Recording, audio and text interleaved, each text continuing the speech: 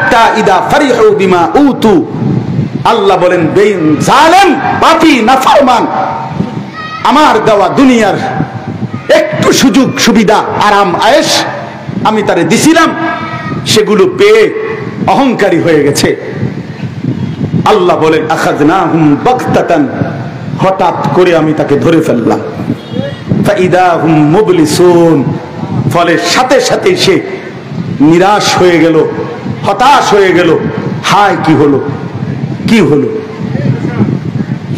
সব কিছু সাজানো এক মিনিটেই সব এলোমেলো হয়ে গেল। হ্যাঁ, আল্লাহই করছেন। কে করছেন? আল্লাহই করছেন, আল্লাহই করছেন। আল্লাহ কিছু, আমার শায়েখ আল্লামা মুফতি মুশতাকুর নবী সাহেব হুজুর কি বলছে, আল্লাহ কিছু আবাবিল পাঠাইছে। আবাবিল বজ্রকণ্ঠে হাত তুলেছে, দুশমন সালেম হেরেই গেছে, হেরেই গেছে। তো কে করছে ভাই? এটা সবক, এটা শিক্ষা আমাদের জন্য, এটা শিক্ষা। ব্যক্তিগতভাবে কিংবা রাষ্ট্রীয়ভাবে একজন কিংবা সমাজ কেউই অহংকার করতে নাই। একলা যুবক তুমি অহংকার কইরো না, অথবা সামষ্টিকভাবে দল সংগঠন পার্টি তুমিও মাতব্বরি করো না। আল্লাহ বলছেন আমি নিরাপদ রাখলে নিরাপদ, আমি যদি এক মিনিটের জন্য নিরাপত্তার চাদর সরায় ফেলি তো তোমার আর বেল নাই, আর বেল আর কিছুই থাকে না। আল্লাহ আমাদেরকে মাফ করে দেন, আল্লাহ আমাদেরকে বুঝ দান করেন। এজন্য প্রিয় ভাই আমার, বন্ধু আমার, চলেন একে অপরকে আল্লাহর দিকে ডাকি। ঠিক আছে ইনশাআল্লাহ? হ্যাঁ, আল্লাহর দিকে ডাকে, ফেরাতে চেষ্টা করেন। আল্লাহ তাআলা বলছে আমি আযাব দেই, আমি গজব দেই, আমি বন্যা দেই, আমি ঝড় দেই, জলোচ্ছ্বাস দেই, আমি রোগ দেই, অসুস্থতা দেই, সবকিছুর বিনিময়ে আল্লাহ বলেন আমার ইচ্ছা লাআল্লাহুম ইয়ারজিউন, আমার বান্দা যেন এই আযাব গজব মুসিবত দেখে, দুনিয়ায় একটু বিপদ পেরেশানি দেখে আমার বান্দা যেন আমার দিকে ফিরে চলে আসে। আমার কাছে চলে আসলে আমি আবার মাফ করে দেই আর আখিরাতে জান্নাত দিয়ে দিই।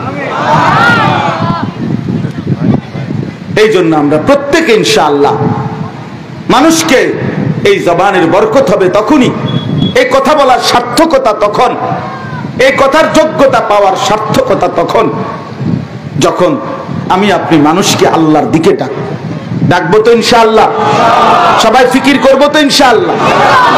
যুবক ভাইদের কাছে অনুরোধ করছি, আল্লাহর জন্য সময় দাও, আল্লাহর জন্য নিজ নিজ অঞ্চলের উলামায়ে কেরামের সাথে পরামর্শ করে যেটুকু সময় মিলে, কখনো 3 দিন, কখনো 10 দিন, কখনো 5 দিন, কখনো 40 দিন, কখনো 120 দিন আল্লাহর রাস্তায় সময় দাও।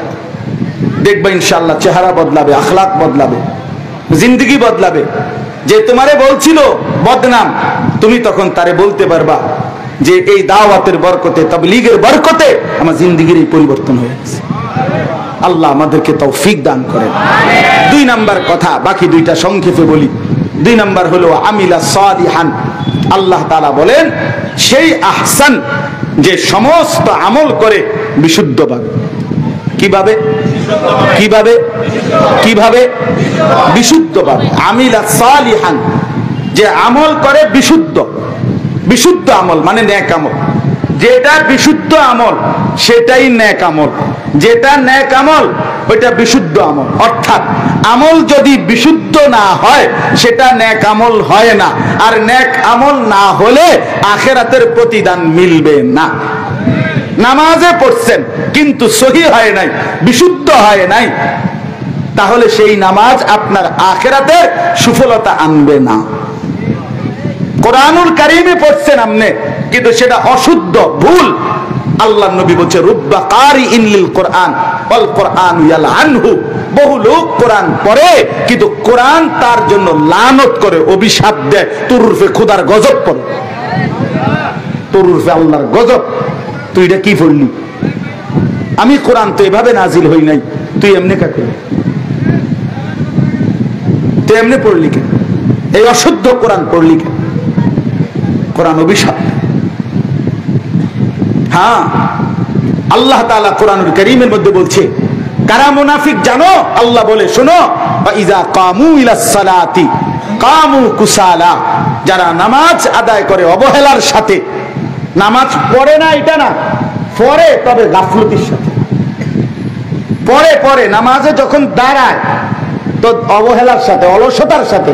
আল্লাহ কোরআনে বলছে এরা মুনাফিক। আর যে নামাজ পড়ে না তে কিতা, তে প্লাস্টিক, এটা তো নাই, তোরে তো বেটা গনাতে ধরে না কেউ। ইসলাম আল্লাহর কোরআন তোরে কোনো গনাতে ধরে না।